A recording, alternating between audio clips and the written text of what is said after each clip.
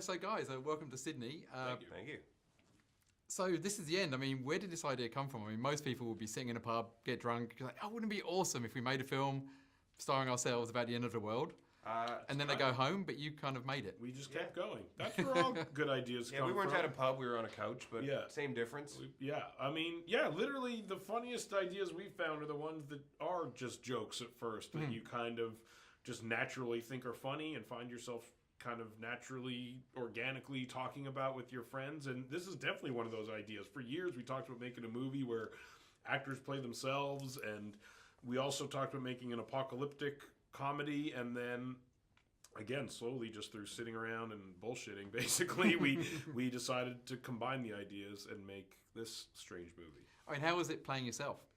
It was fun, you know. I mean, I'm not really like that, but it's nice to use like your own actual like history and like the stuff that's known about you publicly as fodder for jokes, you know. It was a fun thing to do. I mean, obviously you got everyone playing themselves, so was it easy to persuade all the actors? You got a fantastic cast in there. Was it easy to persuade everyone to play themselves? Oh yeah. People were super excited. The concept of an apocalyptic film was interesting, but it wasn't what drew people in. What drew them in was you get to play yourself, and you probably die a horrific death. They were down for both. You know, they really wanted to do it. I mean, one of the funniest ones is of Michael Cera playing an absolute douche.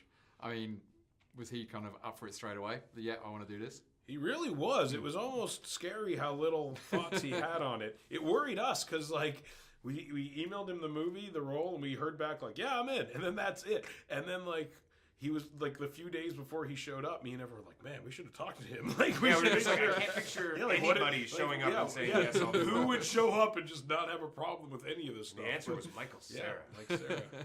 Did anyone who you approached to be in this not want to be in it because they weren't happy kind of playing themselves? Morgan Freeman effed us off. Yeah. And broke our hearts. That's it, though. Pretty much everyone else was amenable. How were you going to portray Morgan Freeman? As God.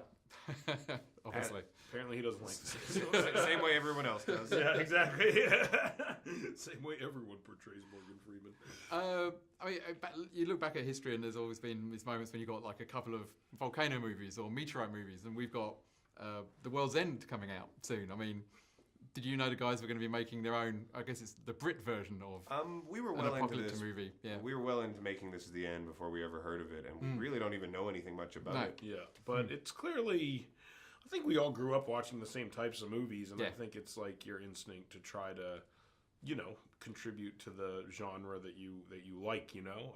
So yeah, it makes sense to me. Yeah, and I think visual effects kind of have just gotten to the place where finally guys comedians like can use them. Do it. You know, comedians usually don't have enough money to end the world, and finally we're getting enough money to blow shit up. Yeah, because I mean, there's some amazing effects in there. I mean, and you got that giant demon and the violence and severed heads and lots of cock gags. So it's like working with such a big canvas now. I mean, how was that? I mean, yeah, it's amazing what you can do for such a small amount of money now, and it really is creatively freeing to know that you can have a 1,000-foot monster and have, you know, all this stuff, and you can actually do it. Like, it's not just like when we first started making movies, like you couldn't do that, you know, like that's an evolution that we've directly seen occur throughout the time we've been working. So it's amazing what, I mean, you could do stuff now, like we couldn't have made this movie a year ago, you know, like it literally visual effects weren't cheap enough. So it's, you know, it's amazing what you can do now.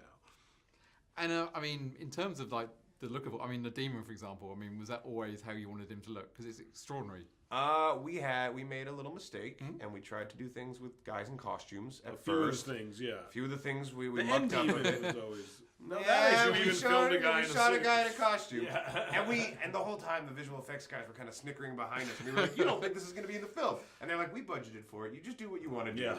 And then afterwards, we went to the editing room, and we realized that visual effects would be better, so we cracked down. It probably looked a bit too much like Godzilla. Yeah.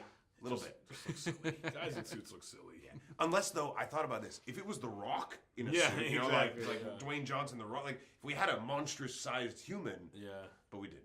No. So we used computers. I mean, did you have any favourite end-of-the-world apocalyptic movies that you drew from when you were making a lot. though it's not a literal apocalypse. Apocalypse Now Yeah. was big for us. Yep. The Thing we liked. The Mist. Movies about, like, people stuck in a place are movies we watch, like Dawn of the Dead and Night of the Living Dead and...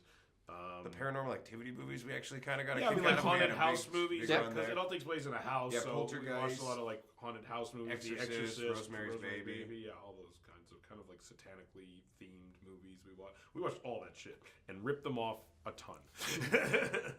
I mean, obviously, this film is called This Is the End, but I mean, have you thought about what you might possibly do for a sequel if it does well? This is the end too, a new beginning.